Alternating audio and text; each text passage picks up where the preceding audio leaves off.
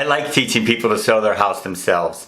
Once they get it all figured out and they do it, I love the reaction and the feedback I get and how happy they are with the money that they saved. But there are other options if you don't want to do the work or you don't want to save all that money.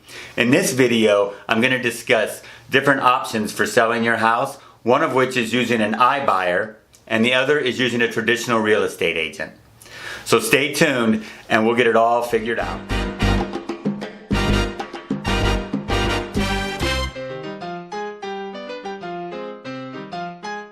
My name is Joel Y. I am a real estate agent in the state of Kansas and have been since 2009. And before that, I was in the residential construction arena working as a project manager. And during all this time is when I gained the insight, the knowledge, and the expertise that I use to teach you how to sell your house yourself for more money and to get it sold fast. So if you are selling a house or know someone that is now or in the future, hit the subscribe button below and click on the notification bell, and that way you'll get updates whenever we post new videos that are going to give you tips and strategies that will help you to sell your house yourself. So you've decided to sell your house and you're thinking about using a real estate agent because you don't want to do it yourself, but you've also heard about this thing called an iBuyer.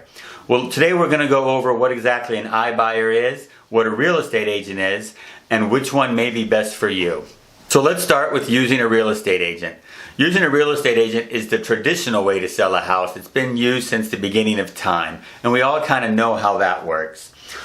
What the cost of that is varies a little bit. You know, generally it's around 6%, and even though price fixing in America is illegal, the real estate industry has kind of revolved around that 6% commission fee. But lately, in the last few years, we've had a lot of discount brokerages popping up who will work for less commission, and some even work for a flat fee.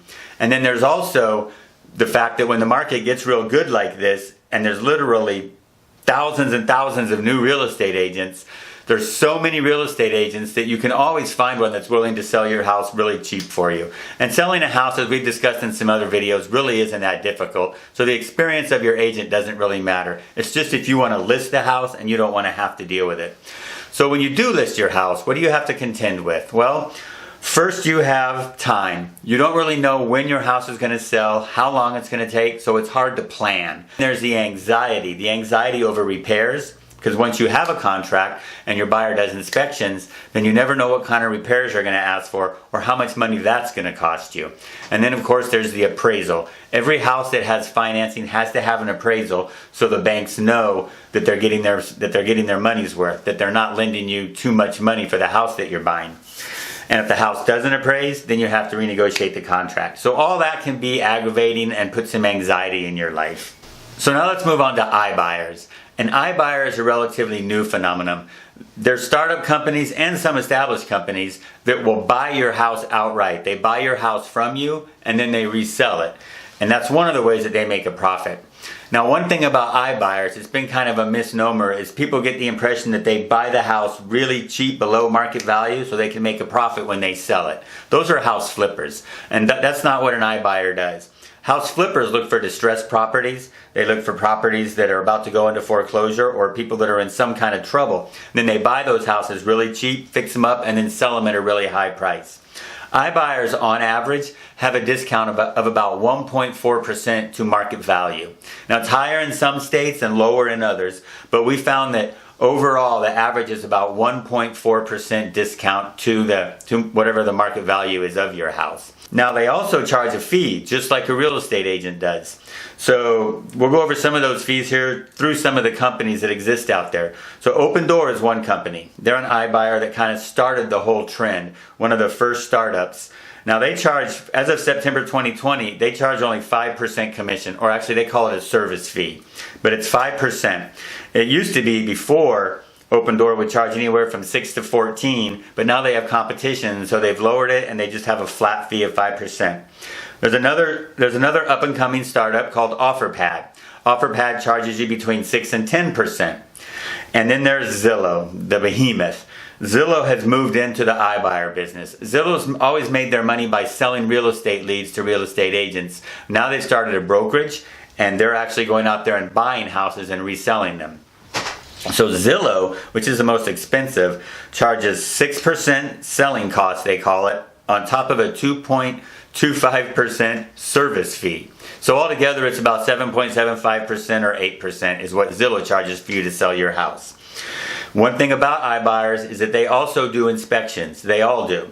And the way they handle that is they'll send somebody out to inspect your house. They'll figure out any repairs that need to be done. They'll put a price on those repairs, and then they will deduct that from the offer that they made you. But the one thing about iBuyers is you know all that information up front. So you negotiate a deal with an iBuyer, then they do the inspection, then they subtract that amount from the offer they made you, but you have to agree to all that. So before you sell the house, you know exactly what you're getting. So you can decide which way is better for you. And the real estate agent can actually be a little cheaper if you go about it the right way and you search for a discount brokerage or a real estate agent that's liable that will do the work for you cheaply. But an iBuyer is much more convenient because you can make plans, because you know exactly when your house is going to sell. They'll write you a check, give it to you, and then you'll give them your house.